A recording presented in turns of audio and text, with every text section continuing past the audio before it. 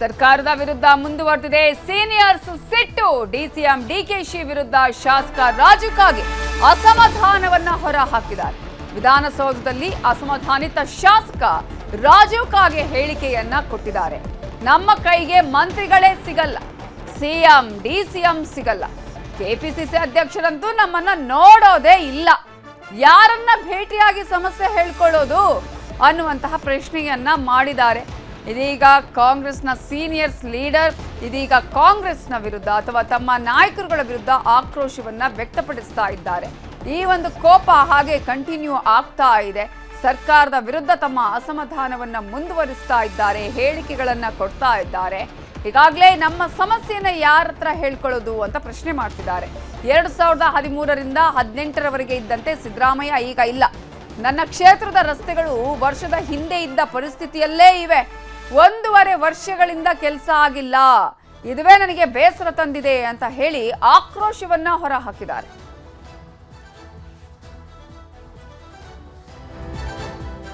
ಶಾಸಕಾಂಗ ಪಕ್ಷದಲ್ಲಿ ಕೆಲವು ನೋವುಗಳನ್ನ ಹಂಚ್ಕೊಂಡಿದ್ನಿ. ನೀವು 1.5 ವರ್ಷದಿಂದ ಶಾಸಕಾಂಗ ಬಂದ್ಬಿಟ್ಟಿದ್ರಿ ಸರ್, ನಮಗೆಲ್ಲ ನೋವು ಆಗ್ತಾ ಇದೆ, ಸ್ವಲ್ಪ ತೊಂದರೆ ಆಗ್ತಾ ಇದ್ದಾರೆ. ಮಂತ್ರಿಗಳು ನಮಗೆ ನಮಸ್ಕಾರ ಮಾಡಿದ್ರೆ ನಮಸ್ಕಾರ ಮಾಡೋದಿಲ್ಲ, ಸರಿಯಾಗಿ ನಮಗೆ ಸ್ಪಂದನೆ ಮಾಡೋದು ಹೇಳಿದ್ನಿ. ಆವಾಗ ಯಾರಾದರೂ ಹಿರಿಯ ನಮ್ಮ ಸಚಿವರು ಅಥವಾ ಯಾರಾದರೂ ಕರೆದು ಯಾಕಪ್ಪ ನೀ ಈ ಥರ ನಾರಾಜಾಗಿದೆಯಾ, ಏನು ನಿನ್ನ ತೊಂದರೆ ಸರಿಪಡಿಸ್ಬೇಕು ನೋಡಿ, ಸರಿನೇ ಮಾಡ್ಲಿಕ್ಕೆ ಇನ್ನು ದಿವಸ ಹೇಳ್ಕೊತ ಹೋದ ಇನ್ನು ನಾವು. ಆಮೇಲೆ ನಮ್ಮ ಬಸವೇಶ್ವರ ಯಾತ್ರಾವ್ರಿಗೆ ಇನ್ನೊಂದು 200 ಕೋಟಿ ರೂಪಾಯಿ ಬೇಕಾಗಿದ್ದಾವೆ. ಇನ್ನೊಂದು 200 ಕೋಟಿ ರೂಪಾಯಿ ಕೊಡ್ರಿ, ನಾವು ಕೆಲಸ ಮುಗಿಸ್ತೀವಿ, ಲೋಕಾರ್ಪಣೆ ಮಾಡ್ತೀವಿ ಅಂದ್ರೆ ಈಗ 2 ವರ್ಷದಿಂದ ನಾನು ಮುಖ್ಯಮಂತ್ರಿ ಹತ್ತಿರ ಒಂದು 40 ಸಲ ಹೇಳಿರಬೇಕು, ಉಪಮುಖ್ಯಮಂತ್ರಿ ಒಂದು 40 ಸಲ ಹೇಳಿರಬೇಕು. ಅದಕ್ಕೆ ಯಾರೇ ಅಂತ ಇಲ್ಲ ನೋಡ್ರಿ. ವ್ಯವಸ್ಥೆ ಬದಲಾಗಬೇಕು. ಇಲ್ಲಿ ಯಾವ ಪುರುಷಾರ್ಥಕ್ಕೆ ಇಳಿಬೇಕು ಅನ್ನೋ ಅಂತ ನನ್ನ ಮನಸ್ಸಿಗೆ ಬಂದಿದೆ. ನಾನಿಲ್ಲಿ ಇರೋದು ಯಾವ ಪುರುಷಾರ್ಥಕ್ಕೆ ಇರಬೇಕು, ಏನು ನಮ್ಮ ಹತ್ತಿರ ಕೆಲಸ ಆಗ್ತಿದೆ, ಇದಕ್ಕೆ ಬೇಸರ ನೋಡ್ರಿ. ಬೇಸರ ಬಂದು ನಾನು ಕೆಲವು ಮಾನಸಿಕ ನೋವದಿಂದ ನಾನು ಹೇಳಿದ್ದೇನೆ. ಈಗ ವಿರೋಧ ಪಕ್ಷದ ಶಾಸಕರದ ಬಗ್ಗೆ ಮಾತಾಡಕ್ಕೆ ನಾನು ವಿರೋಧ ಪಕ್ಷದಾಗಿದ್ದಾಗ ನಾನು ವಿರೋಧ ಪಕ್ಷದಲ್ಲಿ ಸಾಕಷ್ಟು ಸಲ ಕೂತಿದ್ದೀನಿ. 5 ಸಲ MLA ಆದಾಗ ನಾನು ಪ್ರತಿ ಸಲ ಆಡಳಿತ ಪಕ್ಷದಲ್ಲಿ ಬಂದಿಲ್ಲ. ವಿರೋಧ ಪಕ್ಷದಾಗ ಕೂತಾಗ ನಾವು ಅಲ್ಲಿ ಇದೇ ಸಿದ್ದರಾಮಯ್ಯನವರು, ನಾನು BJP ಇದ್ದೆ ಅವಾಗ ಮುಖ್ಯಮಂತ್ರಿ ಸಿದ್ದರಾಮಯ್ಯ ಅವರಿದ್ರಲ್ಲ, ಅವಾಗೆಲ್ಲ ಕೆಲಸ ಆದಿದ್ದು. ನಾವು ವಿರೋಧ ಪಕ್ಷದಾಗ ಕೆಲಸ ಆದಿದ್ದು, ಈಗ ಆಡಳಿತ ಪಕ್ಷದಾಗಿದ್ದರೆ ಕೆಲಸ ಆಗ್ತಾ ಇಲ್ಲ. ಅವ್ರು ನಮ್ಮನ್ನು ನೋಡೋದ ಇಲ್ಲ ಮನೆಗೆ ಹೋದ್ರೆ. ಶಾಸಕರ ಅಸಮಾಧಾನದ ಮಧ್ಯೆ ಸಿಎಂಗೆ ಹೈಕಮಾಂಡ್, ಸಿಎಂ ಇದೀಗ ಹೈಕಮಾಂಡ್ ಅನ್ನ ಭೇಟಿ ಮಾಡಿದ್ದಾರೆ. ದೆಹಲಿಯಲ್ಲಿ ಸುರ್ಜೇವಾಲಾ ಅವರನ್ನ ಭೇಟಿ ಮಾಡಿದ್ದಾರೆ ಸಿಎಂ ಸಿದ್ದರಾಮಯ್ಯ ಅವರು. ರಾಜ್ಯ ಕಾಂಗ್ರೆಸ್ ಉಸ್ತುವಾರಿ ಸುರ್ಜೇವಾಲಾ ಅವರ ಜೊತೆಗೆ ಸಿಎಂ ಸಿದ್ದರಾಮಯ್ಯ ಚರ್ಚೆಯನ್ನ ಮಾಡಿದ್ದು ಶಾಸಕರ ಅಸಮಾಧಾನ ಭುಗಿಲೇಳ್ತಾ ಇದೆ. ಒಬ್ಬೊಬ್ಬರೇ ಶಾಸಕರು ತಮ್ಮ ಆಕ್ರೋಶವನ್ನು ವ್ಯಕ್ತಪಡಿಸುತ್ತಿದ್ದಾರೆ, ಅಸಮಾಧಾನವನ್ನ ಹೊರ ಹಾಕ್ತಾ ಇದ್ದಾರೆ. ಇಂತಹ ಸಂದರ್ಭದಲ್ಲಿ ಇದೀಗ ರಾಜ್ಯ ಕಾಂಗ್ರೆಸ್ ಉಸ್ತುವಾರಿ ಸುರ್ಜೇವಾಲಾ ಅವರ ಜೊತೆಗೆ ಚರ್ಚೆ ಮಾಡಿದ್ದಾರೆ ಸಿದ್ದರಾಮಯ್ಯ ಅವರು. ಶಾಸಕರ ಅಸಮಾಧಾನವನ್ನ ಶಮನ ಮಾಡಲು ಸುರ್ಜೇವಾಲಾ ಸೂಚನೆ ಕೊಟ್ಟಿದ್ದಾರೆ. ಅನುದಾನದ ವಿಚಾರದಲ್ಲಿ ಶಾಸಕರು ಅಸಮಾಧಾನ ವ್ಯಕ್ತಪಡಿಸುತ್ತಿದ್ದಾರೆ.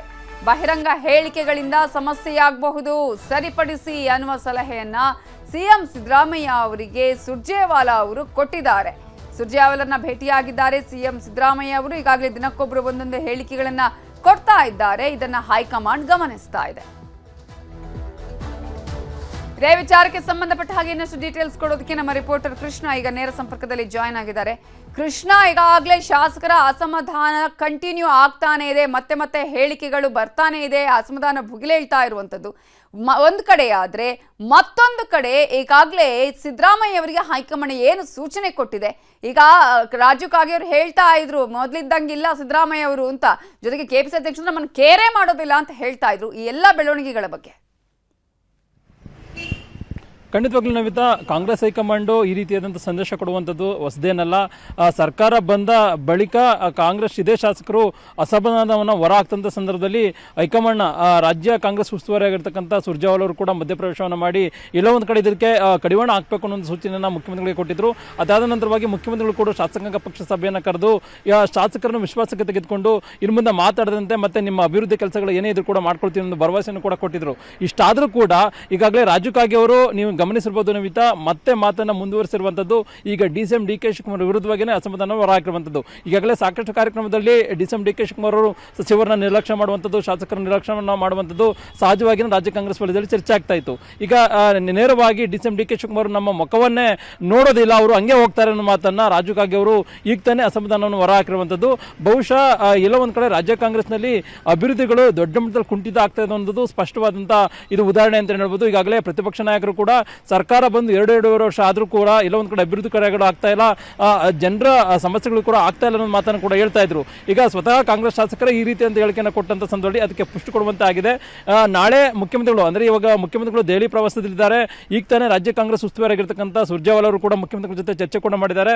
ರಾಜ್ಯ ಕಾಂಗ್ರೆಸ್ ನಡೀತು ಮತ್ತೆ ರಾಜ್ಯ ಕಾಂಗ್ರೆಸ್ ಆಡಳಿತದ ಬಗ್ಗೆ ಚರ್ಚೆ ಮಾಡಿದ ಸಂದರ್ಭದಲ್ಲಿ ಶಾಸಕರು ಯಾರೆಲ್ಲ ಮಾತಾಡಿದ್ದಾರೆ ಅದೆಲ್ಲದ್ರ ಬಗ್ಗೆ ಮಾಹಿತಿಯನ್ನು ತೆಗೆದುಕೊಂಡ ಅಂತ ಸುರ್ಜೇವಾಲಾರವರು ಇನ್ನು ಮುಂದೆ ಶಾಸಕರು ಈ ರೀತಿ ಮಾತಾಡದಂತೆ ಮತ್ತೆ ಶಾಸಕರನ್ನು ವಿಶ್ವಾಸಕ್ಕೆ ತೆಗೆದುಕೊಂಡು ಮತ್ತೆ ಶಾಸಕರ ಸಮಸ್ಯೆಗಳು ಏನು ಹೇಳ್ತಾರೆ ಅದನ್ನ ಕೇಳಬೇಕು ಅನ್ನೋ ಸೂಚನೆಯನ್ನ ಈಗಾಗಲೇ ಸುರ್ಜೇವಾಲಾ ಕೊಟ್ಟಿದ್ದಾರೆ. ಆ ಒಂದು ಸುರ್ಜೇವಾಲಾ ಸೂಚನೆ ಮೇರೆಗೆ ಮುಖ್ಯಮಂತ್ರಿ ಸಿದ್ದರಾಮಯ್ಯವರು ನಾಳೆ ಏನು BR ಪಾಟೀಲ್ ಮತ್ತೆ ರಾಜು ಕಾಗೆ NY ಗೋಪಾಲ್ ಕೃಷ್ಣ ಈ 3 ಜನ ಶಾಸಕರನ್ನ ಕರೆದು ಅವ್ರನ್ನ ವಿಶ್ವಾಸಕ್ಕೆ ತೆಗೆದುಕೊಳ್ಳುವಂಥದ್ದು ಮತ್ತೆ ಇನ್ನು ಮುಂದೆ ಯಾವುದೇ ಕಾರಣಕ್ಕೂ ಕೂಡ ಮಾತಾಡಬಾರ್ದು ಅನ್ನೋ ಒಂದು ಸಂದೇಶ ಕೊಡುವಂತ ನಿಟ್ಟಿನಲ್ಲಿ ಕೂಡ ಮುಂದಾಗುವಂಥದ್ದು. ಮತ್ತೆ ಈ ಒಂದು ಸಂದೇಶವನ್ನು ಕೊಟ್ಟರು ಕೂಡ ಶಾಸಕರು ಮತ್ತೆ ತಮ್ಮ ಅಸಮಾಧಾನವನ್ನ ಮುಂದುವರಿಸುವಂತ ಸಾಧ್ಯತೆ ಇದೆ. ಯಾಕಂದ್ರೆ ಸರ್ಕಾರ ಬಂದು 2.5 ವರ್ಷಗಳಾಗ್ತಾ ಇದೆ, ಕೇವಲವಾಗಿ ಅಭಿವೃದ್ಧಿಗಳಾಗ್ತಾ ಇಲ್ಲ, ಕೇವಲವಾಗಿ ಗ್ಯಾರಂಟಿಗಳಿಗೆ ಮಾತ್ರ ಅನುದಾನವನ್ನು ಕೊಡಲಾಗಿದೆ ಅನ್ನೋ ಕೂಡ ಹೇಳಲಾಗ್ತಾ ಇದೆ. ಗ್ಯಾರಂಟಿಗಳಿಗೆ ಕೊಟ್ಟ ಹಣದಿಂದಾಗಿ ಎಲ್ಲ ಒಂದ್ ಕಡೆ ಅಭಿವೃದ್ಧಿಗಳು ಸಂಪೂರ್ಣವಾಗಿ ಕುಂಠಿತ ಆಗಿದೆ ಅನ್ನುವಂಥದ್ದು. ಆ ಕಾರಣಕ್ಕೋಸ್ಕರವಾಗಿ ವಸತಿ ಇಲಾಖೆ ಆಗಿರ್ಬೋದು ಮತ್ತೆ ಒಂದಷ್ಟು ಜನ ಸಚಿವಗಳು ಕೈ ಬಾಯಿಗೆ ಸಿಗ್ತಾ ಇಲ್ಲ ಅನ್ನೋದು ಮಾತನ್ನ ಶಾಸಕರು ಹೇಳ್ತಾ ಇರುವಂತದ್ದು. ಮತ್ತೆ ಕ್ಷೇತ್ರಕ್ಕೆ ಸೀಮಿತವಾಗಿ ಅನುದಾನವನ್ನು ಬಿಡುಗಡೆ ಮಾಡಬೇಕು ಅನ್ನುವಂಥದ್ದು. ಮತ್ತೆ ಈ ಹಿಂದೆ ಬಿಜೆಪಿ ಸರ್ಕಾರ ಇದ್ದಂತ ಸಂದರ್ಭದಲ್ಲಿ ಅವೇ ಅಭಿವೃದ್ಧಿ ಕಾರ್ಯಗಳು ಆಗ್ತಾ ಇಲ್ಲ ಅನ್ನುವಂಥದ್ದು ಕೂಡ ಶಾಸಕರು ಹೇಳ್ತಾ ಇರುವಂತದ್ದು. ಕಾಂಗ್ರೆಸ್ ಶಾಸಕರು ಇಂದಿನ ಅವಧಿಯಲ್ಲಿದ್ದಂತಾನೆ ಆ ಕಾರಣಕ್ಕೋಸ್ಕರವಾಗಿ ಮುಖ್ಯಮಂತ್ರಿಗಳು ಕೇವಲವಾಗಿ ಶಾಸಕರನ್ನ ವಿಶ್ವಾಸಕ್ಕೆ ತೆಗೆದುಕೊಂಡು ಇನ್ನು ಮುಂದೆ ಮಾತಾಡಿದಂತ ಸಂದೇಶ ಕೊಟ್ಟಂತ ಬಳಿಕವಾಗಿ ಕ್ಷೇತ್ರಕ್ಕೆ ವಿಚಾರವಾಗಿ ಅನುದಾನವನ್ನು ಕೊಡಿಸುವಂತ ನಿಟ್ಟಿನಲ್ಲಿ ಯಾವ ರೀತಿಯಂತ ನಿರ್ಣಯವನ್ನ ಕೈಗೊಳ್ತಾರೆ ಅನ್ನೋ ಕೂಡ ಈಗಾಗಲೇ ಸಾಕಷ್ಟು ಕುತೂಹಲಕ್ಕೆ ಎಡೆ ಮಾಡಿಕೊಂಡಿರುವಂತದ್ದು. ಬಹುಶಃ ಆರ್ಥಿಕ ಇಲಾಖೆ ಅಧಿಕಾರಿಗಳ ಜೊತೆ ಶಾಸಕರುಗಳು ಈಗ ಇನ್ನಷ್ಟು ಜನ ಮಾತಾಡ್ತಾರೆ ಅಂತ ಹೇಳ್ತಿದ್ರಲ್ಲ BR ಪಾಟೀಲ್, ಅದೇನಾದ್ರು ಕಂಟಿನ್ಯೂ ಆಗೋ ಚಾನ್ಸಸ್ ಇರುತ್ತಾ ಅಥವಾ ಅಲ್ಲಿಗೆ ಸ್ಟಾಪ್ ಆಗೋ ಚಾನ್ಸಸ್ ಇದೆಯಾ ಇಲ್ಲಿ? ನವಿತಾ, ಈಗಾಗಲೇ ಶಾಸಕರು 3-4 ಜನ ಮಾತಾಡಿದ್ದಾರೆ, ಮತ್ತಷ್ಟು ಜನ ಶಾಸಕರು ಮಾತಾಡುವಂತ ಸಾಧ್ಯತೆ ಇದೆ. ಅವರ ಶಾಸಕಾಂಗ ಪಕ್ಷ ಸಭೆಯನ್ನ ಮುಖ್ಯಮಂತ್ರಿಗಳು ಕರೆದಂತ ಸಂದರ್ಭದಲ್ಲಿ ಶಾಸಕರು ಎಲ್ಲರೂ ಕೂಡ ಪಕ್ಷದ ಒಳಗಡೆ ಮಾತಾಡುವಂತ ಸಾಧ್ಯತೆ ಇದೆ. ಈಗ 3 ಜನ ಶಾಸಕರು ರೆಬಲ್ ಆಗಿದ್ದಾರೆ. ಈಗ ಅವ್ರನ್ನ ವಿಶ್ವಾಸಕ್ಕೆ ತೆಗೆದುಕೊಳ್ಳುವಂತ ನಿಟ್ಟಿನಲ್ಲಿ ಇನ್ನು ಮುಂದೆ ಮಾತಾಡುವಂತ ನಿಟ್ಟಿನಲ್ಲಿ ಮುಖ್ಯಮಂತ್ರಿಗಳು ಉಪಮುಖ್ಯಮಂತ್ರಿಗಳು ಕಾರ್ಯತಂತ್ರವನ್ನು ರೂಪಿಸುವಂತ ಸಾಧ್ಯತೆ ಇದೆ. ಮತ್ತೆ ಈಗಾಗಲೇ ಬಸವರಾಜ ಶಿವಗಂಗಾ ಅವರು ನೇರವಾಗಿ ಈ ಶಾಸಕರು ಯಾರು ಅಸಮಾಧಾನಗೊಂಡಿದ್ದಾರೆ ಅವ್ರ ವಿರುದ್ಧವಾಗಿ ಆಕ್ರೋಶವನ್ನು ಹೊರಹಾಕಿರುವಂತದ್ದು. ಒಂದಷ್ಟು ಜನ ಶಾಸಕರು ಸರ್ಕಾರದ ಪರವಾಗಿ ನಿಂತ್ಕೊಂಡ್ರೆ ಮತ್ತಷ್ಟು ಜನ ಶಾಸಕರು ಸರ್ಕಾರದ ವಿರುದ್ಧವಾಗಿ ನಿಂತಿದ್ದಾರೆ. ಹೀಗಾಗಿ ನೀವು ಹೇಳಿದಂಗೆ ಬರುವಂತ ದಿನಗಳಲ್ಲಿ ಮತ್ತಷ್ಟು ಜನ ಶಾಸಕರು ರಾಜು ಕಾಗೆ ಅವರು ಹೇಳ್ದಂಗೆನೆ BR ಪಾಟೀಲ್ ಹೇಳಿದಂತೆ ಮತ್ತಷ್ಟು ಜನ ಮಾತಾಡುವಂತ ಸಾಧ್ಯತೆ ಕೂಡ ಇರುವಂತದ್ದು. ಆ ಕಾರಣಕ್ಕೋಸ್ಕರವಾಗಿ ಏನಾದ್ರು ಅಧಿವೇಶನ ಕರೀತೀವಿ ಅಂತಂದ್ರೆ ಆ ಸಂದರ್ಭದಲ್ಲಿ ಕೂಡ ಪ್ರಸ್ತಾಪ ಮಾಡುವಂತ ನಿಟ್ಟಿನಲ್ಲಿ ಕೂಡ ಮುಂದಾಗಿರುವಂತದ್ದು. ಹೀಗಾಗಿ ಮುಖ್ಯಮಂತ್ರಿಗಳು ನಾಳೆ ಯಾವ ರೀತಿಯಾದಂತ ನಿರ್ಣಯವನ್ನ ತೆಗೆದುಕೊಳ್ತಾರೆ ಅದರ ಆಧಾರದ ಮೇಲೆ ಮತ್ತಷ್ಟು ಜನ ಶಾಸಕರು ಮಾತಾಡ್ತಾರ ಇಲ್ವಾ ಅನ್ನೋದು ಗೊತ್ತಾಗುತ್ತೆ. ನವಿತಾ, ಥ್ಯಾಂಕ್ ಯು ಕೃಷ್ಣ ಡೀಟೇಲ್ಸ್ಗೆ. ಪ್ರಿಯಕರನ ಜೊತೆ ಜಗಳ ಬಳಿಕ ಯುವತಿ ಶರಣು. 22 ವರ್ಷದ ಚೈತನ್ಯ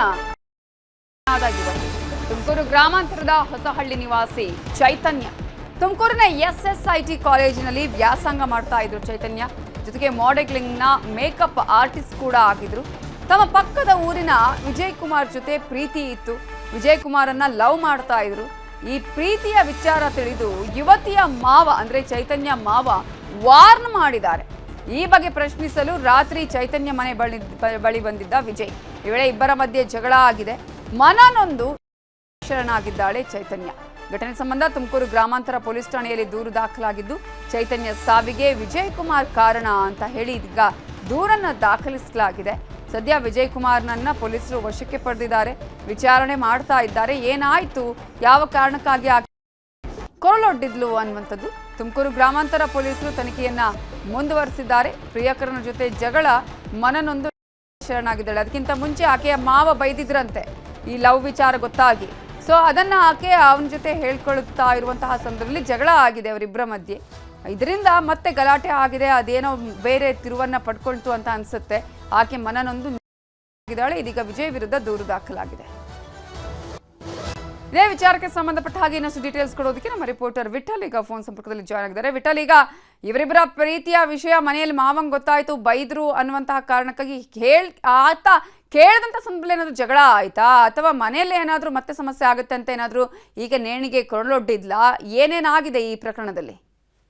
ನವಿತಾ, ಈ ಒಂದು ಇಡೀ ಪ್ರಕರಣಕ್ಕೆ ಒಂದು ಫೋಟೋ ಶೂಟ್ ಅಂತಾನೆ ಹೇಳ್ಬೋದು. ಯಾಕಂದ್ರೆ ಕಳೆದ 3 ದಿನಗಳಿಂದ ಸ್ಟ್ರೀಟ್ ಫೋಟೋಗ್ರಾಫರ್ ಭರತ್ ಎಂಬ ಆತ ಯುವಕ ಈಕೆ ಒಂದು ತುಮಕೂರಿನ ಒಂದು ರಾಮಕೃಷ್ಣ ರಸ್ತೆಯಲ್ಲಿ ಇರ್ತಕ್ಕಂಥ ಒಂದು ಪಾರ್ಕ್ ನಲ್ಲಿ ಕೂತಿರ್ತಾಳೆ. ಈಕೆಯೊಂದಿಗೆ ಬಂದ ಭರತ್, ಒಂದು ಸ್ಟ್ರೀಟ್ ಫೋಟೋಗ್ರಾಫರ್ ಭರತ್ ಏನಿದ್ದಾನೆ, ಈತ ಬಂದು ಈಕೆಯೊಂದಿಗೆ ನಿಮ್ಗೆ ಒಂದು ಫೋಟೋಗ್ರಫಿ ಮಾಡ್ತೀನಿ ಅಂತ ಹೇಳಿದಾಗ ಈಕೆ ಒಂದು ಒಪ್ಪಿಗೆ ಕೊಡ್ತಾಳೆ. ಸೊ ಅದೇ ಫೋಟೋವನ್ನ ಆತ ತುಂಬಾ ಲಕ್ಷಣವಾಗಿ ತುಂಬಾ ಚೆನ್ನಾಗಿ ಶೂಟ್ ಮಾಡಿರ್ತಾನೆ. ಸೊ ಈ ಫೋಟೋಗ್ರಫಿನ ಆಕೆ ತನ್ನ ಸ್ಟೇಟಸ್ಗೆ ಮತ್ತೆ ತನ್ನ ಇನ್ಸ್ಟಾಗ್ರಾಮ್ಗೆ ಅಪ್ಲೋಡ್ ಮಾಡಿರ್ತಾಳೆ. ಈ ಒಂದು ಅಪ್ಲೋಡ್ ಮಾಡ್ತಿದ್ದಂಗೆ ಈತನ ಈಕೆ ಪ್ರಿಯತಮ ಏನಿದ್ದಾನೆ ವಿಜಯ್ ಕುಮಾರ್, ಈ ತರದೆಲ್ಲ ಯಾಕೆ ಮಾಡೋದಕ್ಕೆ ಹೋದೆ, ನನ್ನ ಪರ್ಮಿಷನ್ ತಗೊಂಡು ಆ ಥರದ್ದು ಇದು ಸಣ್ಣ ಪುಟ್ಟದ ವಿಚಾರದಲ್ಲಿ ಜಗಳ ಶುರುವಾಗಿದೆ. ಸೊ ಮಾತು ಬೆಳೆದಿದೆ. ಅವ್ರ ತಾಯಿಯವರು ಹೇಳೋ ಪ್ರಕಾರ ಆತ ಮನೆಗೆ ಬಂದು ನಿನ್ನೆ ರಾತ್ರಿ ಆಕೆಯೊಂದಿಗೆ ಏನೋ ಆ ಚೈತನ್ಯ ಜೊತೆಗೆ ಗಲಾಟೆ ಮಾಡ್ಕೊಂಡಿದ್ದಾನೆ, ಬೈದಿದ್ದಾನೆ. ಆನಂತರ ಅವನು ಮನೆಯಿಂದ ಹೋಗಿದ್ದಾನೆ ಅಂತ ಹೇಳಲಾಗ್ತಾ ಇದೆ. ಜೊತೆಗೆ ಈಕೆ ಹೋಗಿ ಕೂಡ ಈಕೆಯೊಂದಿಗೆ ಅವನು ಫೋನ್ ಸಂಪರ್ಕದಲ್ಲಿ ಇದ್ದ. ಆದ್ರೆ ಇದಕ್ಕಿದ್ದಂಗೆ ಬಂದಂತ ವಿಜಯ್ ಕುಮಾರ್ ಇದ್ದಾನೆ, ಅವನೇ ಮನೆಯವ್ರಿಗೆ ಹೇಳ್ತಾನೆ ಮಾಡ್ಕೊಂಡ್ರೆ ಬೇಗ ಬಾಗಿಲು ತೆಗೀರಿ ಅಂತ ಹೇಳಿ ಆತ ಹೇಳ್ತಾನೆ. ಅಷ್ಟೊತ್ತಿಗೆ ಬಾಗಿಲನ್ನ ಓಪನ್ ಮಾಡೋ ಅಷ್ಟೊತ್ತಿಗೆ ಹಿಡಿದುಕೊಂಡು ಸತ್ತಿದ್ದಾಳೆ ಅಂತ ಹೇಳಲಾಗ್ತಾ ಇದೆ. ಜೊತೆಗೆ ಈಗಾಗಲೇ ಆಕೆಯ ತಾಯಿಯೂ ಕೂಡ ಮನೆಯಲ್ಲೇ ಇರ್ತಾರೆ. ಆಕೆ ಮತ್ತೊಂದು ರೂಮ್ ನಲ್ಲಿ ಇರ್ತಾರೆ. ಆ ರೂಮನ್ನ ಬಾಗಿಲ ಚಿಲ್ಕವನ್ನ ಹಾಕಿ ಈಕೆ ಮಾಡ್ಕೊಂಡಿರ್ತಕ್ಕಂಥದ್ದು. ಈಗಾಗಲೇ ಆ ವಿಜಯ್ ಕುಮಾರ್ನನ್ನ ಪೊಲೀಸರು ಅರೆಸ್ಟ್ ಮಾಡಿದ್ದಾರೆ. ಈಗ ನಿಜವಾದ ಕಾರಣ ಏನಾಗಿರ್ಬೋದು, ಏನು ಇದಕ್ಕೆ ವಿಚಾರಕ್ಕೆ ಸಂಬಂಧಪಟ್ಟಂತೆ ಈತ ಏನಾದ್ರು ಬೈದಿದ್ನ, ಹಲ್ಲೆ ಮಾಡಿದ್ನ, ಇದು ನಿಜವಾಗ್ಲೂ ಹಿನ್ನೆಲೆ ಏನು ಎಂಬುದಾಗಿ ಮಾಹಿತಿ ಕಲೆ ಆಗ್ತಾ ಇರ್ತಕ್ಕಂಥದ್ದು. ಅಂದ್ರೆ ಈಗ ವಿಠಲ್, ಡೆತ್ ನೋಟ್ ಏನಾದ್ರು ಸಿಕ್ಕಿದೆಯಾ, ಹೇಗೆ ಇದರಲ್ಲಿ? ಜಸ್ಟ್ ಇದರಲ್ಲಿ ಇಬ್ಬರ ಒಂದು ಫೋನ್ ಸಂಭಾಷಣೆ ನಡೆದಿದೆ ಅಂತ ಹೇಳಿ ನಮಗೆ ಪೊಲೀಸ್ ಮೂಲಗಳು ಹೇಳ್ತಾ ಇರ್ತಕ್ಕಂಥದ್ದು. ಈಗಾಗಲೇ ಎಲ್ಲಾ ರೀತಿಯಲ್ಲೂ ಕ್ರಾಸ್ ಚೆಕ್ ಮಾಡ್ತಾ ಇದ್ದಾರೆ ಪೊಲೀಸ್ ಅಧಿಕಾರಿಗಳು. ಆಕೆ ಯಾರೊಂದಿಗೂ ಆ ಡೆತ್ ನೋಟ್ ಆಗ್ಲಿ ಅಥವಾ ಕೊನೆಯಾಗಿ ಇದು ನನ್ನ ಸ್ಟೇಟಸ್ ಅಂತ ಹೇಳಿ ಯಾವುದನ್ನು ಕೂಡ ಆಕೆ ಹಾಕಿಲ್ಲ. ಸೊ ಹಿಂಗಾಗಿ ಪೊಲೀಸರಿಗೆ ಈ ಒಂದು ತನಿಖೆಯ ಜವಾಬ್ದಾರಿ ಇರ್ತಕ್ಕಂಥದ್ದು. ನಿಜವಾಗ್ಲೂ ಕಾರಣ ಏನಾಗಿರ್ಬೋದು, ಇನ್ನು ಡೆತ್ ನೋಟ್ ಇಕ್ಕಿದ ಅಥವಾ ಯಾರಾದ್ರೂ ಕೊನೆ ಕಾಲ್ ಯಾರಾದ್ರೂ ಫೋನ್ ಮಾಡಿ ಈ ತರ ಹೇಳ್ಕೊಂಡಿದ್ಲ, ಏನ್ ಆಗಿರ್ಬೋದು ಅಂತ ಹೇಳಿ. ಜೊತೆಗೆ ಈಗಾಗಲೇ ವಿಜಯ್ ಕುಮಾರ್ ಲಾಸ್ಟ್ ಕಾಲ್ ಆತನಿಗೆ ಇರೋದ್ರಿಂದ ಆತನನ್ನ ಹೆಚ್ಚಿನ ವಿಚಾರಣೆಗೆ ತೋರಿಸಿರ್ತಕ್ಕಂಥದ್ದು. ನವಿತಾ, ಆಕೆ ಹಿನ್ನೆಲೆ ಅಂದ್ರೆ ಆಕೆ ಏನ್ ಮಾಡ್ತಾ ಇದ್ಲು? ಓದ್ತಾ ಇದ್ಲಾ ಅಥವಾ ಜಾಬ್ಗೆ ಹೋಗ್ತಾ ಇದ್ಲಾ? ಪ್ರಮುಖವಾಗಿ ಅದರಲ್ಲೂ ಕೂಡ ಈಗ ಈ ಒಂದು ಜಗಳ ಆಗುವಂತಹ ಸಂದರ್ಭದಲ್ಲಿ ಮನೆಯವರು ಅಥವಾ ತಂದೆ ತಾಯಿಗೆ ಈ ವಿಚಾರ ಗೊತ್ತಿತ್ತಾ, ಹೇಗೆ? ನವಿತಾ, ಈಗಾಗಲೇ ಇವರ ಒಂದು ಪ್ರೀತಿ ಕಳೆದ 2 ವರ್ಷಗಳಿಂದನೂ ಕೂಡ ಇತ್ತು ಅಂತ ಹೇಳಿ ಅವ್ರ ಮನೆಯವರೇ ಹೇಳ್ತಾ ಇರತಕ್ಕಂಥದ್ದು. ಇದಕ್ಕೆ ಸಂಬಂಧಪಟ್ಟಂತೆ ಅವ್ರ ಮಾವ ಕೂಡ 2 ವರ್ಷಗಳಿಂದ ಇಬ್ಬರನ್ನು ಕರೆಸಿ ವಾರ್ನ್ ಮಾಡ್ತಾ ಇರ್ತಾನೆ. ಈಕೆ ಏನೋ ತುಮಕೂರಿನ ಖಾಸಗಿ ಕಾಲೇಜಿನಲ್ಲಿ ಫೈನಲ್ ಇಯರ್ ಡಿಗ್ರಿಯನ್ನ ಓದ್ತಾ ಇರ್ತಾಳೆ. ಜೊತೆಗೆ ಈಕೆ ನೋಡೋಕೆ ಸುಂದರವಾಗಿದ್ದರಿಂದ ಫ್ಯಾಷನ್ ಡಿಸೈನ್ ನಲ್ಲೂ ಕೂಡ ಈಕೆ ಒಂದು ಸಾಕಷ್ಟು ಒಲವನ್ನ ಒಂದು ಇಟ್ಟಿರ್ತಾಳೆ. ಜೊತೆಗೆ ಮುಂದಿನ ದಿನಗಳಲ್ಲಿ ನಾನು ಒಂದು ಮಾಡೆಲ್ ಆಗ್ಬೇಕು ಅಂತ ಹೇಳಿ ಆಕೆ ಒಂದು ಪ್ರಯತ್ನ ಮಾಡ್ತಾ ಇರ್ತಾಳೆ.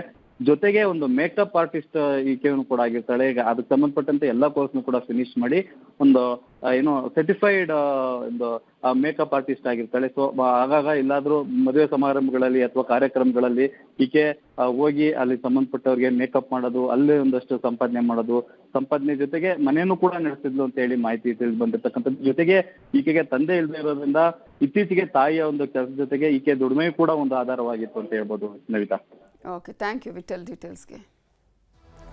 ಬೆಂಗಳೂರನ್ನೇ ಬೆಚ್ಚಿ ಬೀಳಿಸಿದಂತಹ ಪ್ರಕರಣ, ಆದರೆ ಶಾಸಕರಿಗೆ ಮಾತ್ರ ಇದು ತುಂಬಾನೇ ಸಣ್ಣ ವಿಷಯ.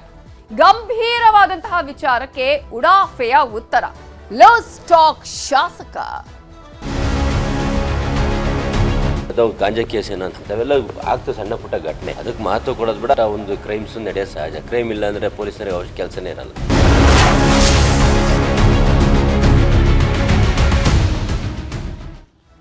ಇಡೀ ಬೆಂಗಳೂರನ್ನೇ ಬೆಚ್ಚಿ ಬೀಳಿಸಿದಂತಹ ಪ್ರಕರಣ ಇದು. ಆದ್ರೆ ನಮ್ಮ ಶಾಸಕರಿಗೆ ಮಾತ್ರ ತುಂಬಾನೇ ಸಣ್ಣ ವಿಷಯ. ಯಾಕಂತ ಹೇಳಿದ್ರೆ ಅದು ಹೆಣ್ಮಕ್ಳ ಮೇಲೆ ಆಗಿರೋದಲ್ವಾ, ಅದು ಯಾರದೋ ಮನೆಯ ಹೆಣ್ಮಕ್ಳ ಮೇಲೆ ಆಗಿರುವಂತಹ ಲೈಂಗಿಕ ದೌರ್ಜನ್ಯ. ಹಾಗಾಗಿ ಇದೆಲ್ಲ ಸಣ್ಣ ವಿಷಯ, ಆಗಾಗ ಆಗ್ತಾನೆ ಇರಬೇಕು, ಪೊಲೀಸ್ಗೆ ಕೆಲಸ ಸಿಗ್ತಾನೆ ಇರಬೇಕು ಅನ್ನುವಂತಹ ಮನಸ್ಥಿತಿ. ಜವಾಬ್ದಾರಿಯುತ ಸ್ಥಾನದಲ್ಲಿ ಇದ್ದಂತಹ ಶಾಸಕರು ಮಾತನಾಡುವ ವಿಚಾರನ ಇದು. ಲೈಂಗಿಕ ದೌರ್ಜನ್ಯ ಕೇಸಲ್ಲಿ ಉಡಾಫೆಯ ಉತ್ತರವನ್ನ ಕೊಡ್ತಾ ಇದ್ದಾರೆ. ಇಂಥವರನ್ನ ಶಾಸಕರು ಮಾಡಿದಾರಲ್ಲ, ಅವರೀಗ ಯೋಚನೆ ಮಾಡಬೇಕು ಏನು ಅಂತ ಹೇಳಿ. ನಮ್ಮನೆಯ ಹೆಣ್ಮಕ್ಳಿಗೆ ಏನಾದ್ರೂ ಆದ್ರೂ ಕೂಡ ಈ ತರನೇ ಯೋಚನೆ ಮಾಡ್ತಾರ ಶಾಸಕರು ಅಂತ ಹೇಳಿ. ಆನೇಕಲ್ನಲ್ಲಿ ಗಾಂಜಾ ಮತ್ತಿನಲ್ಲಿ ಪುಂಡರ ಅಟ್ಟಹಾಸ ಮೆರೆದಿದ್ದಾರೆ. ಯುವತಿಯನ್ನ ಎಳೆದಾಡಿ ಅಲ್ಲಿ ಲೈಂಗಿಕ ಕಿರುಕುಳವನ್ನ ಕೊಟ್ಟಿದ್ದಾರೆ. ಇಡೀ ಕರ್ನಾಟಕವೇ ಅಂತಹ ಲೈಂಗಿಕ ಕಿರುಕುಳವನ್ನ ಕೊಟ್ಟಂತಹ ಕೀಚಕರು ಚೀತು ಅಂತ ಹೇಳ್ತಾ ಇದೆ. ಬೆಚ್ಚಿ ಬೀಳಿಸುವಂತಿದೆ ಪುಂಡರ ಅಟ್ಟಹಾಸದ ದೃಶ್ಯಗಳು. ಕೀಚಕರ ಅಟ್ಟಹಾಸದ ಬಗ್ಗೆ ನ್ಯೂಸ್ 18 ನಿರಂತರವಾಗಿ ವರದಿಯನ್ನ ಮಾಡ್ತಾ ಇದೆ. ಕೀಚಕರ ಅಟ್ಟಹಾಸವನ್ನ ಇಡೀ ರಾಜ್ಯದ ಜನ ಖಂಡನೆ ಮಾಡಿದ್ದಾರೆ. ಆದ್ರೆ ನಮ್ಮ ಶಾಸಕರಿಗೆ ಮಾತ್ರ ಇದು ಸಣ್ಣ ವಿಷಯ. ಹೆಣ್ಮಕ್ಳಿಗೆ ಲೈಂಗಿಕ ದೌರ್ಜನ್ಯ ನಡೆದ್ರೆ ಯಾವ ರೀತಿಯಾಗಿ ಆ ವಿಚಾರಗಳು ನಡೆಯುತ್ತೆ ಅನ್ನೋದು ಗೊತ್ತಿದ್ರೂ ಕೂಡ ನಮ್ಮ ಶಾಸಕರು ಮಾತ್ರ ಈ ರೀತಿಯಾಗಿ ಮಾತನಾಡ್ತಾ ಇದ್ದಾರೆ. ಚನ್ನಗಿರಿ ಶಾಸಕ ಶಿವಗಂಗಾ ಬಸವರಾಜ್ ಅವರ ಉತ್ತರ ಇದು. ಕ್ರೈಮ್ ಆಗ್ಲಿಲ್ಲ ಅಂತ ಹೇಳಿದ್ರೆ ಪೊಲೀಸರಿಗೆ ಕೆಲಸನೇ ಇರಲ್ಲ, ಸಣ್ಣ ಪುಟ್ಟ ಘಟನೆ ಆಗ್ತಿರತ್ತೆ ಅನ್ನುವ ಬೇಜವಾಬ್ದಾರಿ ಹೇಳಿಕೆ ಕೊಟ್ಟಿದ್ದಾರೆ. ಯಾರೋದೋ ಮನೆಯ ಮಗಳಲ್ವಾ, ಹಂಗಾಗಿ ಎಲ್ಲ ಆಗತ್ತೆ ನಡೆಯತ್ತೆ ಅನ್ನೋದು. ಯುವತಿಗೆ ಕಿರುಕುಳ ನೀಡೋದು ಸಣ್ಣ ಘಟನೆ ಪಾಪ ಇವರಿಗೆ. ಪೊಲೀಸರಿಗೆ ಕೆಲಸ ಕೊಡೋದಕ್ಕೆ ರಾಜ್ಯದಲ್ಲಿ ಕ್ರೈಮ್ ಆಗ್ಬೇಕಾ? ಎಂತಹ ಮನಸ್ಥಿತಿ ಇದೆ ನೋಡಿ. ಪರಿಜ್ಞಾನ ಇಲ್ಲದೆ ಮಾತನಾಡಿದ್ರ ಕಾಂಗ್ರೆಸ್ ಶಾಸಕರು. ಇಂತಹ ಪ್ರಶ್ನೆ ಕೇಳಬೇಕಾಗತ್ತೆ. ಇವ್ರು ಏನು, ಯಾರನ್ನ ಸಪೋರ್ಟ್ ಮಾಡ್ತಾ ಇದ್ದಾರೆ, ಯಾವ ಸ್ಥಾನದಲ್ಲಿದ್ದಾರೆ, ಅದರಲ್ಲೂ ಕಾನೂನು ಸುವ್ಯವಸ್ಥೆಯ ವಿಚಾರ ಅಂತ ಹೇಳಿ ಬಂದಾಗ ಇವರು ಮಾತನಾಡುವಂತಹ ರೀತಿ ನೋಡಿದೆ. ಇಲ್ಲಿ ಹೆಂಗಿದೆ ಅಂದ್ರೆ ಹೆಣ್ಮಕ್ಳಿಗೆ ಏನ್ ಬೇಕಾದ್ರೂ ಮಾಡಬಹುದು ಅನ್ನೋದನ್ನ ಸಪೋರ್ಟ್ ಮಾಡುವ ರೀತಿಯಾಗಿ ಆಗಿದೆ. ಕ್ರೈಮ್ ಆಗ್ಬೇಕಂತೆ, ಕ್ರೈಮ್ ಆಗ್ಲಿಲ್ಲ ಅಂದ್ರೆ ಪೊಲೀಸರಿಗೆ ಕೆಲಸನೇ ಇರಲ್ಲ ಅಂತೆ. ಮಾತನಾಡೋದಕ್ಕೆ ಅಟ್ಲೀಸ್ಟ್ ನಾನು ಏನ್ ಮಾತನಾಡ್ತಿದ್ದೀನಿ, ನಾನು ಯಾವ ಸ್ಥಾನದಲ್ಲಿ ನಿಂತ್ಕೊಂಡು ಮಾತಾಡ್ತಿದ್ದೀನಿ ಅನ್ನೋದಾದ್ರೂ ಯೋಚನೆ ಮಾಡ್ಕೊ. ಸ್ಥಾನ ಹೋಗ್ಲಿ, ಅಟ್ಲೀಸ್ಟ್ ಮಾನವೀಯತೆ ಈ ತರ ಆಗಬಾರ್ದು ಅನ್ನುವಂತಹ ಒಂದೇ ಒಂದು ಹೇಳಿಕೆಯನ್ನು ಕೂಡ ಬರಲಿಲ್ಲಲ್ಲ ಇವರ ಬಾಯಿಂದ. ಅದು ಯಾರೋ ಒಬ್ರು ಅದು ಗಾಂಜಾ ಕೇಸ್ ಏನಂತ ಓದಿದೆ ಪೇಪರ್ನಲ್ಲಿ. ಅಂಥವೆಲ್ಲ ಆಗ್ತದೆ ಸಣ್ಣ ಪುಟ್ಟ ಘಟನೆ, ಅದಕ್ಕೆ ಮಹತ್ವ ಕೊಡೋದು ಬೇಡ ಅಂತಂದಿದ್ರು ತನಿಖೆ ಮಾಡ್ತಾರೆ, ಅವ್ರಿಗೆ ಯಾರು ಪನಿಷ್ಮೆಂಟ್ ಮಾಡೇ ಮಾಡ್ತಾರೆ. ಯಾವುದೇ ಸರ್ಕಾರ ಬಂದ್ರೂ ಸಹಜ ಸಣ್ಣ ಪುಟ್ಟ ಒಂದು ಕ್ರೈಮ್ಸು ನಡೆಯೋದು ಸಹಜ. ಕ್ರೈಮ್ ಇಲ್ಲ ಅಂದರೆ ಪೊಲೀಸರಿಗೆ ಕೆಲಸನೇ ಇರಲ್ಲ. ಸಣ್ಣ ಪುಟ್ಟ ಕ್ರೈಮ್ ಆಗಿರ್ತವೆ, ಆಗಿಲ್ಲ ಅಂತಲ್ಲ, ನಡೆದಿದೆ, ಅದನ್ನ ಏನು ಮಾಡ್ಬೇಕಾದ್ರೆ ಪನಿಷ್ಮೆಂಟ್ ಮಾಡ್ತೀವಿ. ಅದು ಯಾರು ಯುವತಿಯ ಮೇಲೆ ಗಾಂಜಾ ಗ್ಯಾಂಗ್ ಅಟ್ಟಹಾಸ ಮಾಡಿದಂತಹ ಈ ಒಂದು ಪ್ರಕರಣಕ್ಕೆ ಸಂಬಂಧಪಟ್ಟ ಹಾಗೆ ಕೊನೆಗೂ ಐವರನ್ನ ಪೊಲೀಸರು ಬಂಧಿಸಿದ್ದಾರೆ. ಬನ್ನೇರುಘಟ್ಟ ಪೊಲೀಸರು ಐವರನ್ನ ಅರೆಸ್ಟ್ ಮಾಡಿದ್ದಾರೆ. ಇದು ನ್ಯೂಸ್ 18 ಕನ್ನಡ ನಿರಂತರ ವರದಿಯ ಬಿಗ್ ಇಂಪ್ಯಾಕ್ಟ್. ಮೊನ್ನೆ ಘಟನೆ ಆಯಿತು, ನಿನ್ನೆ ಇಡೀ ದಿನ ನ್ಯೂಸ್ 18 ಕನ್ನಡ ಈ ಸುದ್ದಿಯನ್ನ ಬಿತ್ತರಿಸಿದೆ. ಯಾಕೆ ಆರೋಪಿಗಳ ಬಂಧನ ಆಗಿಲ್ಲ, FIR ದಾಖಲಾಗಿಲ್ಲ, ಆಕೆಗೆ ಮೇಲೆ ಲೈಂಗಿಕ ದೌರ್ಜನ್ಯ ನಡೀತಾ ಇದ್ರೂ ಕೂಡ, ಆಕೆ ದೂರು ಕೊಟ್ಟರು ಕೂಡ ಅಲ್ಲಿ ಯಾವುದೇ ಕ್ರಮ ಆಗಿರಲಿಲ್ಲ. ಪೊಲೀಸರ ಮೇಲೆ ಅನುಮಾನ ಇತ್ತು ಈ ಪ್ರಕರಣದಲ್ಲಿ. ನ್ಯೂಸ್ 18 ವರದಿ ಬಳಿಕ ಎಚ್ಚೆತ್ತುಕೊಂಡಿದ್ದಾರೆ ಬನ್ನೇರುಘಟ್ಟ ಪೊಲೀಸರು. CCTVಯ ದೃಶ್ಯಗಳನ್ನ ಆಧರಿಸಿ ಐವರನ್ನ ಇದೀಗ ಬಂಧನಕ್ಕೆ ಒಳಪಡಿಸಿದ್ದಾರೆ. ಜಾನ್ ರಿಚರ್ಡ್, ಪುನೀತ್ ಕಾಡೆ, ವಾಸಿ ಅನುಷ್ ಮದನ್, ಅರುಣ್ ಕಾಣಿಕ್ಯ ಸ್ವಾಮಿ, ಈ ಐವರನ್ನ ಇದೀಗ ಬಂಧಿಸಿದ್ದಾರೆ. ಐವರನ್ನ ಬಂಧಿಸಿ ವಿಚಾರಣೆಯನ್ನ ಮಾಡ್ತಾ ಇದ್ದಾರೆ ಪೊಲೀಸರು. ಈ ಘಟನೆ ಬಗ್ಗೆ ಪ್ರತಿಕ್ರಿಯಿಸಿದ್ದಾರೆ ಗೃಹ ಸಚಿವ ಪರಮೇಶ್ವರ್. ಇಂತಹ ಘಟನೆಗಳನ್ನ ನಾವು ಲಘುವಾಗಿ ಪರಿಗಣಿಸಲ್ಲ. ಗೃಹ ಸಚಿವರು ಹೀಗೆ ಹೇಳ್ತಾರೆ, ಆದ್ರೆ ಪಾಪ ನಮ್ಮ ಶಾಸಕರು ಇನ್ನೊಂದ್ ಕಡೆ ಬೇರೆ ರೀತಿಯಲ್ಲೇ ಹೇಳ್ತಾರೆ.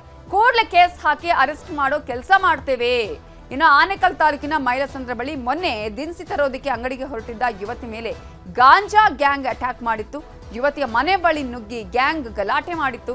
ನೆರವಿಗೆ ಧಾವಿಸಿದ ಸ್ಥಳೀಯರ ಮೇಲೂ ಕೂಡ ಹಲ್ಲೆಯನ್ನ ಮಾಡಿತ್ತು. ಆತ ಒಬ್ಬ ಸಹಾಯ ಮಾಡ್ದ ಅಂತ ಹೇಳಿ ಆತನ ವಿರುದ್ಧವೇ ಪ್ರಕರಣವನ್ನ ಕೂಡ ದಾಖಲಿಸಿದ್ರು. ಎಂತಹ ಪರಿಸ್ಥಿತಿ ನೋಡಿ. ಯಾಕಂದ್ರೆ ಯಾರೋ ಹೆಲ್ಪ್ ಮಾಡೋದಕ್ಕಿಂತ ಮುಂದೆ ಯಾರು ಬರೋದಿಲ್ಲ, ನಮ್ಮೇಲೇನೆ ಕೇಸ್ ಆಗುತ್ತೆ ಅಂತ ಹೇಳಿ ಯಾರಾದ್ರೂ ಏನಾದ್ರೂ ಮಾಡ್ತಾ ಇದ್ರು ಕೂಡ ಸುಮ್ಮನೆ ನಿಂತ್ಕೊಂಡು ನೋಡ್ಬೇಕಾದಂತಹ ಪರಿಸ್ಥಿತಿ ಎದುರಾಗುತ್ತೇನೋ ಈ ರೀತಿಯಾಗಿ ಪೊಲೀಸರು ಮಾಡಿದ್ರೆ. ಘಟನೆಗಳು ನಡೆದಾಗ ಯಾರು ಅದರಲ್ಲಿ ಭಾಗಿಯಾಗಿರ್ತಾರೆ ಅವ್ರ ಮೇಲೆ FIR ಮಾಡ್ತಾರೆ, ಕರ್ಕೊಂಡು ಬಂದು ಅವ್ರಿಗೆ ಏನು ಕಾನೂನು ಪ್ರಕಾರ ಕ್ರಮ ತಗೋಬೇಕು ತಗೊಳ್ತಾರೆ. ಅದನ್ನ ಮಾಡೇ ಮಾಡ್ತಾರೆ. ಈಗ ಅರೆಸ್ಟ್ ಆಗಿದ್ಮೇಲೆ ಕ್ರಮ ತಗೊಂಡಿದ್ದಾರೆ ಅಂತ ಅರ್ಥ ಅಲ್ವಾ? ಹಾಗಾಗಿ ಇಂಥ ಘಟನೆಗಳಾದಾಗ ಅದನ್ನ ಯಾವುದನ್ನು ನಾವು ಲಘುವಾಗಿ ತಗೊಳಕ್ ಹೋಗಲ್ಲ. ಯಾಕೆಂದ್ರೆ ಇವೆಲ್ಲ ಸಮಾಜದಲ್ಲಿ ಆಗುವಾಗ ನಾವು ಅಂತ ಬಹಳ ಗಂಭೀರವಾಗಿ ತಗೊಳ್ತೀವಿ ಇಂಥ ಘಟನೆಗಳು. ಫೈನಲಿ ಆರೋಪಿಗಳ ಬಂಧನ ಆಗಿದೆ. 5 ಜನ ಆರೋಪಿಗಳನ್ನ ಬಂಧಿಸಲಾಗಿದೆ. ಈ ಒಂದು ಬಂಧನದ ಬಳಿಕ ಸಂತ್ರಸ್ತ ಮಹಿಳೆ ಇದೀಗ ಸಂತಸವನ್ನ ವ್ಯಕ್ತಪಡಿಸಿದ್ದಾರೆ.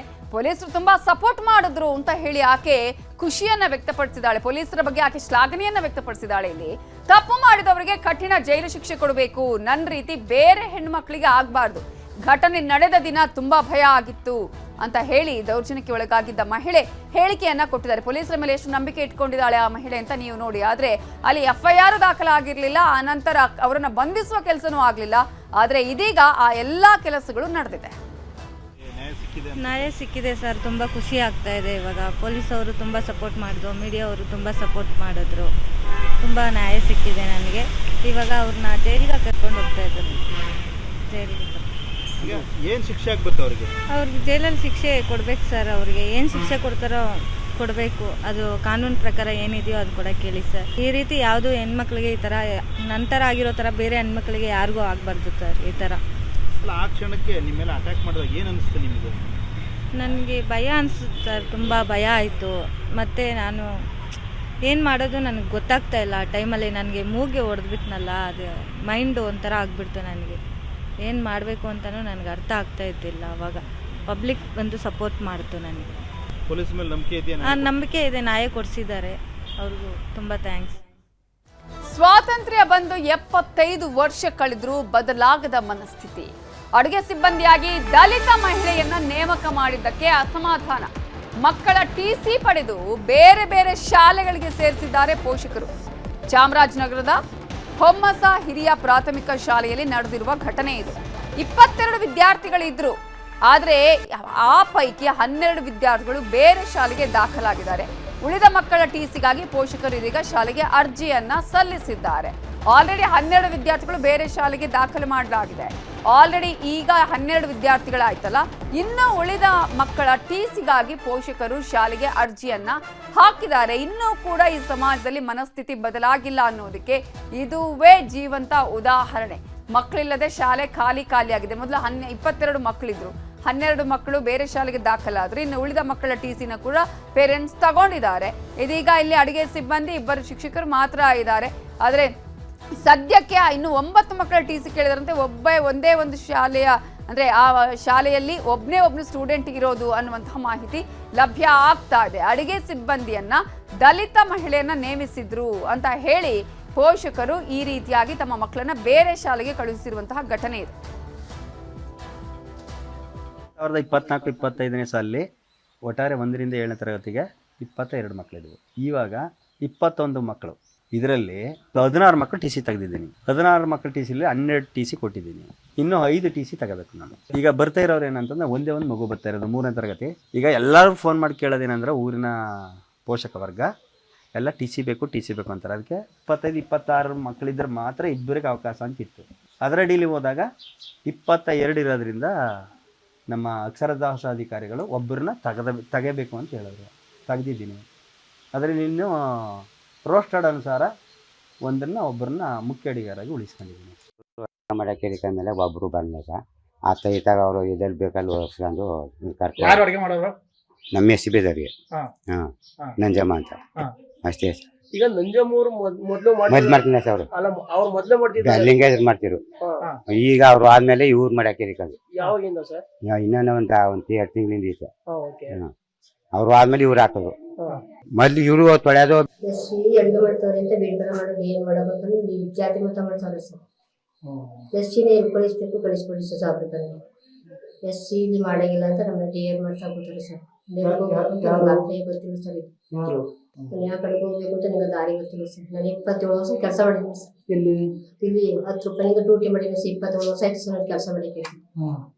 ಇವಾಗ ಎಲ್ಲಿ ಹೋಗ್ಬೇಕು ಅಂತ ನನಗೆ ಗೊತ್ತಿಲ್ಲ ಸರ್. ದಾರಿನೇ ನನಗೆ ಗೊತ್ತೈತಿಲ್ಲ ಸರ್. ಡ್ಯೂಟಿ ಮಾಡ್ಬಿಟ್ಟು ನಾನು ಎಲ್ಲಿ ಹೋಗೋದು ಅಂತ ಅಪ್ಲೈ ಗೊತ್ತಿಲ್ಲ ಸರ್. ನನಗೆ ಎಸ್ಸಿಗೆ ಅಡುಗೆ ಮಾಡ್ತಾರೆ. 2 ಕುಕ್ಕರ್ ಕೆಲಸ ನನಗೆ ಬಂದ್ರೆ ಸಾಯಂಕಾಲ ಕೆಲಸ ನನಗಿತ್ತು. ಈಗ ಕೆಲಸ ಬಂದು ಅಪ್ಲೈ ಮಾಡ್ತಿದ್ದಕ್ಕೆ ಬೇರೆ ಕಡೆಗೆ ಹಾಕೋತೀವಿ. ನಮ್ಮ ಮಕ್ಕಳು ಅಡುಗೆ ಮಾಡ್ತಾರೆ, ನಾವು ತಿನ್ಕೊಡಲ್ಲ ತಗೋಬೇಕು. ಇದೇ ವಿಚಾರಕ್ಕೆ ಸಂಬಂಧಪಟ್ಟ ಹಾಗೆ ಇನ್ನಷ್ಟು ಡೀಟೇಲ್ಸ್ ಕೊಡೋದಕ್ಕೆ ನಮ್ಮ ರಿಪೋರ್ಟರ್ ನಂದೀಶ್ ಈಗ ಫೋನ್ ಸಂಪರ್ಕದಲ್ಲಿ ಜಾಯ್ನ್ ಆಗಿದ್ದಾರೆ. ನಂದೀಶ್, ಏನ್ ಕತೆ ಈ ಶಾಲೆದು? ಅಲ್ಲಿ ದಲಿತ ಮಹಿಳೆ ಅಡುಗೆ ಸಿಬ್ಬಂದಿಯಾಗಿ ನೇಮಿಸಿದ್ದಕ್ಕೆ ಈ ರೀತಿಯಾದಂತಹ ಒಂದು ವರ್ತನೆಯನ್ನು ಕೂಡ ಪೋಷಕರು ತೋರಿಸ್ತಾರಾ? ಯಾವ ಸಮಾಜದಲ್ಲಿ ನಾವು ಇದ್ದೀವಿ ಅನ್ನುವಂತಹ ಪ್ರಶ್ನೆನೇ ಇಲ್ಲಿ ಕೇಳಬೇಕಾಗತ್ತೆ. ಏನ್ ಹೇಳ್ತಾರೆ ಪೇರೆಂಟ್ಸ್ ಇಲ್ಲಿ? ನವಿತಾಜಿ, ನೀವು ಹೇಳಂಗೆ ಇದಕ್ಕೂ ಸಮಾಜ ಎಷ್ಟೇ ನಾಗರಿಕತೆ ಎಷ್ಟೇ ಮುಂದುವರೆದ್ರು ಜನರ ಮನಸ್ಥಿತಿ ಬದಲಾಗಿಲ್ಲ ಅನ್ನೋದಕ್ಕೆ ಇದೊಂದು ಸಾಕ್ಷಿಯಾಗಿದೆ. ಈ ಒಂದು ಸರ್ಕಾರಿ ಪ್ರಾಥಮಿಕ ಶಾಲೆ ಏನಿದೆ ಒಮ್ಮ ಗ್ರಾಮದಲ್ಲಿ ಕಳೆದ 4 ಹಿಂದಿನ ಸಹ ಒಂದು 2-3 ಬಾರಿ ಸುದ್ದಿ. ಹಾಗೆ ಸಂಪರ್ಕದಲ್ಲಿ ಮಾತಾಡಿಸ್ತೀನಿ. ಈಗ DDPI ಆಗಿರುವಂತಹ ರಾಮಚಂದ್ರ ರಾಜ ಅರಸ್ ಅವರು ನಮ್ಮ ಜೊತೆ ಈಗ ಫೋನ್ ಸಂಪರ್ಕದಲ್ಲಿ ಜಾಯ್ನ್ ಆಗಿದ್ದಾರೆ. ನಮಸ್ತೆ ಸರ್. ಸರ್, ನನ್ನ ವಾಯ್ಸ್ ಕೇಳಿಸ್ತಾ ಇದೆಯಾ ಸರ್? ನನ್ನ ಧ್ವನಿ ಕೇಳಿಸ್ತಾ ಇದೆಯಾ? ರಾಮಚಂದ್ರ ರಾಜ ಅರಸ್ ಸರ್, ಕೇಳಿಸ್ತಾ ಇದೆಯಾ ನನ್ನ ವಾಯ್ಸು?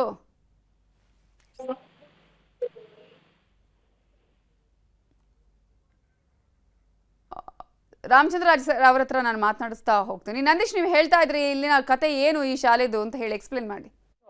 ಇಲ್ಲಿ 3 ಜನ ಟೀಚರ್ಸ್ ಇದ್ರು. ಹಿಂದೆ 3 ಜನ ಟೀಚರ್ಸ್ ಇದ್ರು. ಅವ್ರ ನಡುವೆ ಹೊಂದಾಣಿಕೆ ಇರಲಿಲ್ಲ, ಸರಿಯಾಗಿ ಪಾಠ ಪ್ರವಚನ ಮಾಡ್ತಿರಲ್ಲ. ಹಾಗಾಗಿ ಗ್ರಾಮಸ್ಥರು ಕೆಲವು 2-3 ಬಾರಿ ಬೀಗ ಜಡಿದು ಪ್ರತಿಭಟನೆ ಮಾಡಿದ್ರು. ಆ ಹಿನ್ನೆಲೆಯಲ್ಲಿ ಒಬ್ಬ ಟೀಚರ್ನ ಬೇರೆ ಕಡೆ ನಿಯೋಜನೆ ಮಾಡಿದ್ರು. ಇನ್ನಿಬ್ರು ಸಹ ಅಲ್ಲೇ ವರ್ಕ್ ಮಾಡ್ತಾ ಇದ್ರು. ಈ ನಡುವೆ ಏನಾಗಿದೆ ಅಂದ್ರೆ ಅಲ್ಲಿ ಮಕ್ಕಳ ಸಂಖ್ಯೆ ಕಡಿಮೆ ಆಯ್ತು. ಟೀಚರ್ಸ್ ಜಗಳದಿಂದ ಸರಿಯಾಗಿ ಪಾಠ ಪ್ರವಚನ ಮಾಡ್ತಾ ಇಲ್ಲ ಅಂತ ಹೇಳಿ ಮಕ್ಕಳ ಸಂಖ್ಯೆ ಕಡಿಮೆ ಆಗ್ತಾ ಬಂತು. ಇಬ್ರು ಅಲ್ಲಿ ಒಬ್ಬ ಮೇಲ್ವರ್ಗದವ್ರು ಮತ್ತೆ ಇನ್ನೊಬ್ರು ದಲಿತ ಸಮುದಾಯದ ಇಬ್ರು ಅಡುಗೆ ಸಿಬ್ಬಂದಿ ಇದ್ರು.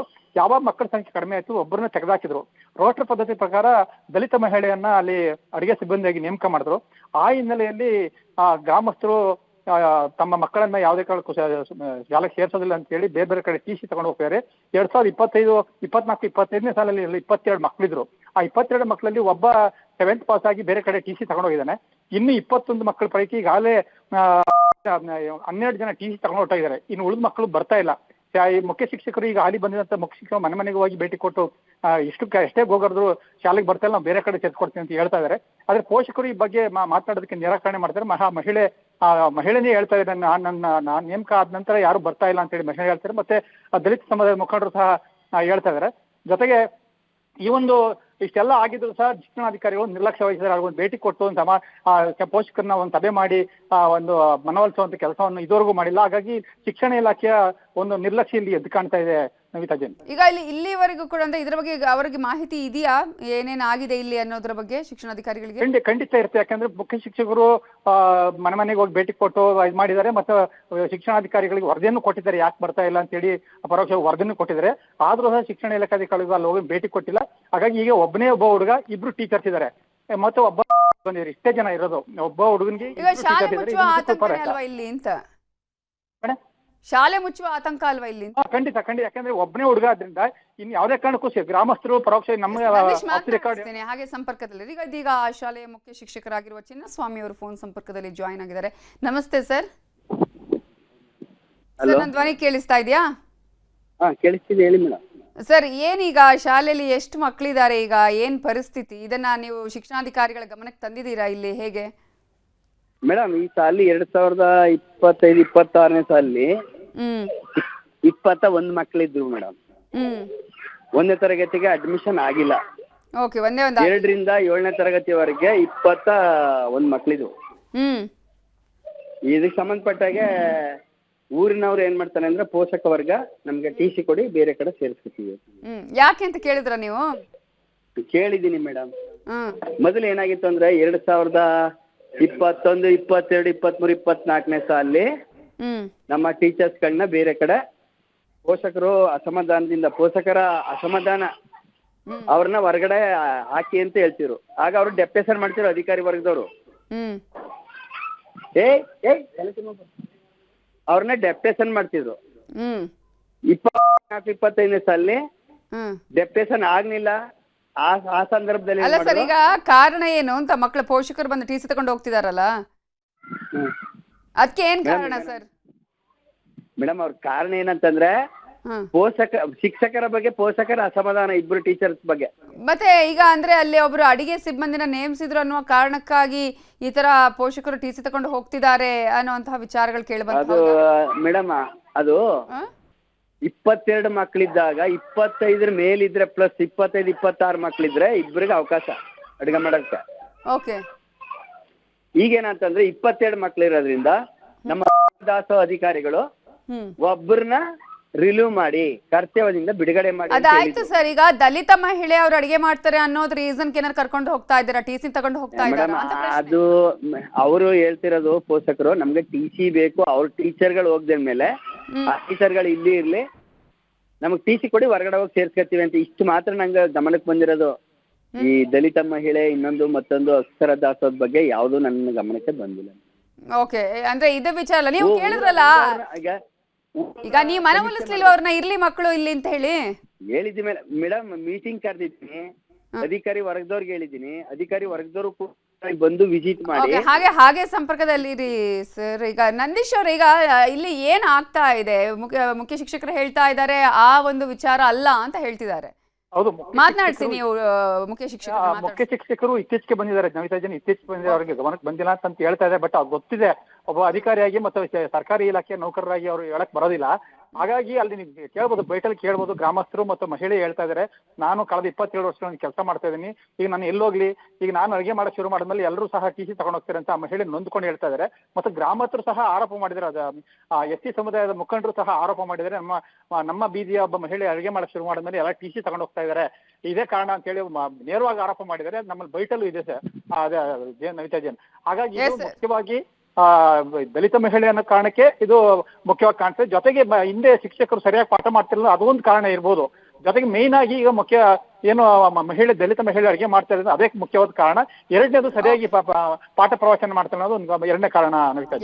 ಹಾಗೆ ಸಂಕಲ್ಪದಲ್ಲಿ ಚಿನ್ನಸ್ವಾಮಿ ಅವರೇ, ಈಗ ನಿಮಗೆ ಈ ಕಾರಣಗಳು ಗೊತ್ತಿದ್ರೆ ಹೇಳೋದಕ್ಕೆ ಆಗೋದಿಲ್ಲ. ಆದ್ರೆ ಇಂತಹ ಸಂದರ್ಭದಲ್ಲಿ ಈಗ ಪೋಷಕರ ಮನವೊಲಿಸಿ ಅಥವಾ ಶಿಕ್ಷಣಾಧಿಕಾರಿಗಳಿಗೆ ಹೇಳಿ ಒಂದು ಮೀಟಿಂಗ್ ಮಾಡಿ ಈ ತರ ಆಗದ ಹಾಗೆ ನೋಡ್ಕೊಳ್ಳುವಂತಹ ಜವಾಬ್ದಾರಿ ಇದೆಯಲ್ಲ ಅಂತ.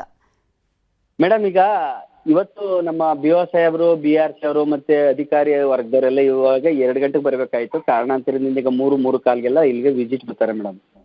ಸಭೆ ಕರೆದಿದ್ದೀವಿ. ಆ ಸಭೆಯಲ್ಲಿ ತೀರ್ಮಾನ ಏನಾಗುತ್ತೆ ನೋಡೋಣ ಮೇಡಮ್, ಕಾದು ನೋಡ್ಬೇಕು. ಅವರು ಈಗ ಧನ್ಯವಾದ ಚಿನ್ನಸ್ವಾಮಿ ಅವರೇ ನ್ಯೂಸ್ 18 ಜೊತೆ ಮಾತನಾಡಿದ್ದಕ್ಕಾಗಿ.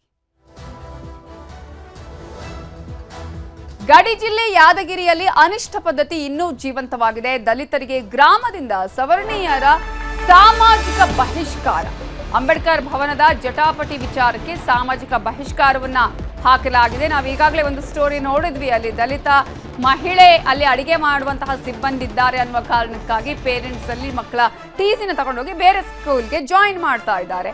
ಇದೀಗ ಇಲ್ಲಿ ಅಂಬೇಡ್ಕರ್ ಭವನದ ಜಟಾಪಟಿ ವಿಚಾರ ಅಂದ್ರೆ ದಲಿತರಿಗೆ ಗ್ರಾಮದಿಂದ ಸವರ್ಣೀಯರು ಸಾಮಾಜಿಕ ಬಹಿಷ್ಕಾರ ಹಾಕಿದ್ದಾರೆ. ದಲಿತರಿಗೆ ಕ್ಷೌರದ ಅಂಗಡಿಗೆ ಪ್ರವೇಶವನ್ನ ನಿಷೇಧಿಸಿ ದೌರ್ಜನ್ಯ ಮಾಡ್ತಿದ್ದಾರೆ. ಹೋಟೆಲ್, ದಿನಸಿ ಅಂಗಡಿ, ದೇಗುಲ ಪ್ರವೇಶಕ್ಕೂ ನಿರ್ಬಂಧ ಹೇರಲಾಗಿದೆ. ಯಾದಗಿರಿಯ ಗುರುಮಠಕಲ್ನ ಚಿನ್ನಕಾರ ಗ್ರಾಮದಲ್ಲಿ ಘಟನೆ ನಡೆದಿದ್ದು ಸವರ್ಣೀಯ ಮುಖಂಡರಿಂದ ದಲಿತರಿಗೆ ಸಾಮಾಜಿಕ ಬಹಿಷ್ಕಾರದ ಬರೆ ಹಾಕಲಾಗಿದೆ. ಚಿನ್ನಕಾರ ಗ್ರಾಮದ ಸರ್ವೆ ನಂಬರ್ 458ರಲ್ಲಿ 6 ಗುಂಟೆ ಜಮೀನಿದ್ದು ಅಂಬೇಡ್ಕರ್ ಭವನ ನಿರ್ಮಾಣಕ್ಕೆ ಮಂಜೂರಾಗಿತ್ತು. ಆದರೆ ಇದೇ ಜಾಗದಲ್ಲಿ ಗ್ರಾಮ ಪಂಚಾಯತ್ ಕಟ್ಟಡ ಕಟ್ಟಲು ಮುಂದಾಗಿದ್ರು ಸವರ್ಣೀಯರು. ಇದನ್ನು ಪ್ರಶ್ನಿಸಿ ಪಂಚಾಯಿತಿ ಕಟ್ಟಡ ತಡೆ ಹಿಡಿದಿದ್ದಾರೆ ದಲಿತ ಮುಖಂಡರು. ಇದರಿಂದ ಕೆರಳಿದ ಅಲ್ಲಿನ ಸವರ್ಣೀಯರು ದಲಿತರಿಗೆ ಗ್ರಾಮದಲ್ಲಿ ಬಹಿಷ್ಕಾರವನ್ನ ಹಾಕಿದ್ದಾರೆ.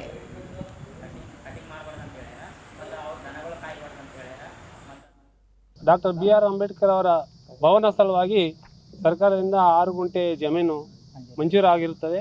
ಅದರಲ್ಲಿ ಗ್ರಾಮ ಪಂಚಾಯತ್ ಅವರು ಹುನ್ನಾರ ಹಾಕ್ಕೊಂಡು ನಮಗೆ ಗ್ರಾಮ ಪಂಚಾಯತಿ ಕಟ್ಟಡವನ್ನು ಕಟ್ಟಬೇಕೆಂದು ಭಾಳ ದಿನದ ಈಗ 4ನೇ ಸರಿ ಆಯಿತು ನಮ್ಗೆ ಭಾಳಷ್ಟು ತ್ರಾಸು ಕೊಳಕತ್ತಾರ.